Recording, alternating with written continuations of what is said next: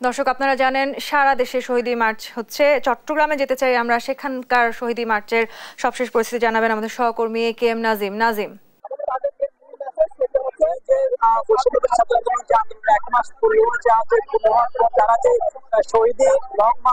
শুরু করেছে সেই লং মার্চটি বেলা ৩টা থেকে নগরীর সুরসরা রেল স্টেশন থেকে মূলত শুরু হয়। তারপর সেটি নগরীর ২ নম্বর গেট থেকে শুরু করে মুরাদপুর এবং বদরঘাট প্রদক্ষিণ করে তারা এখন মুরাদপুর সড়কের পাশে অবস্থান নিয়েছেন।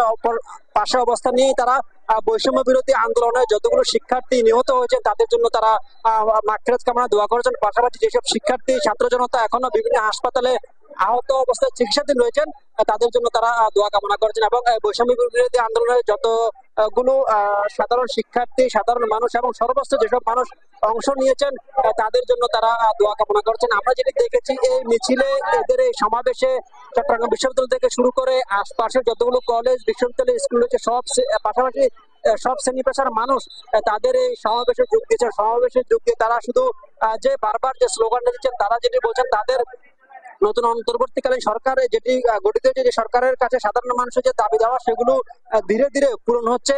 এখনো স্বৈরাচার দোসর যে শেখ হাসিনা সরকারের বিভিন্ন গোষ্ঠীগুলো বিভিন্ন সেক্টরে ঘাপটি মেরে বসে আছে, তাদের বিরুদ্ধে যে তাদের পদক্ষেপ সেটি নেওয়ার জন্য বলছেন এখানকার বৈষম্য বিরোধী যারা শিক্ষার্থী রয়েছেন তারা। এবং বিভিন্ন সেক্টরে এখনো সিন্ডিকেট করে চাঁদাবাজি করা হচ্ছে। বিভিন্ন কলকারখানা থেকে, বিভিন্ন ব্যবসা প্রতিষ্ঠান থেকে যারা চাঁদাবাজি করছে তাদের বিরুদ্ধে কঠোর ব্যবস্থা নেওয়ার জন্য বলছেন বৈষম্য বিরোধী ছাত্ররা। কারণ তারা যেটি বলছেন, ছাত্র জনতার আন্দোলনে যারা রক্ত দিয়েছেন, যারা দেশের শিক্ষার্থীরা রক্ত দিয়েছেন,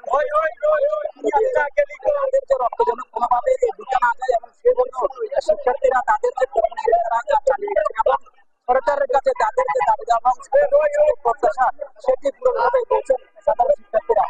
চট্টগ্রাম থেকে আমার কাছে সর্বশেষ।